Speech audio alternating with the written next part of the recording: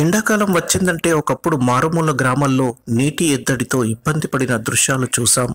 నీటి కోసం కోసుల దూరం వెళ్ళి బిందెడి నీటి కోసం యుద్ధమే చేసినంత పనయ్యేది. అలాంటి పరిస్థితిని చూసాం.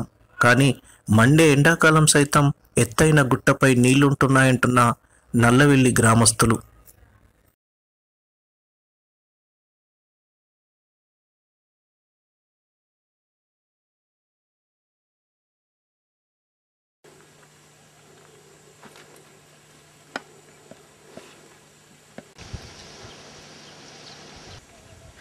విలేకరామలో పోతుంటారు.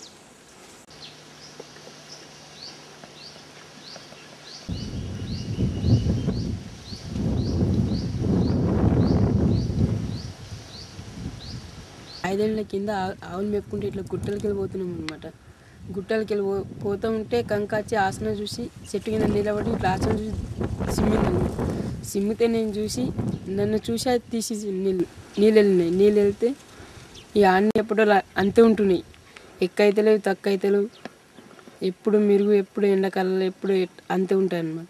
నల్లవెల్లి గ్రామంలో గత 5 సంవత్సరాల క్రితం ఎస్టీ పిల్లగాడు పశువుల కాడికి పోతుంటే అక్కడ పశువు ఒకటి కాలుతో తప్పితే నీళ్ళు వచ్చినాయని చెప్పేసి మేము ఎక్కడికి వెళ్తే అనుకున్నాం. అది మామూలు మాట అనుకున్నాం, కానీ అది కాదు.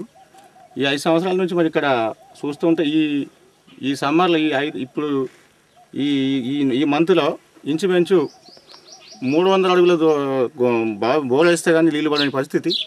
మరి ఇప్పుడు ఈ పరిస్థితుల్లో కూడా ఇంత గుట్ట పైన ఎన్ని తీస్తానే వెళ్తాయి నీళ్ళు. నిజంగా మేము ఏదో అనుకున్నాం. నిజంగా మాకు చూస్తే ఇక్కడ దేవుడిది మాయమ ఉన్నట్టే మాకు అర్థమవుతుంది.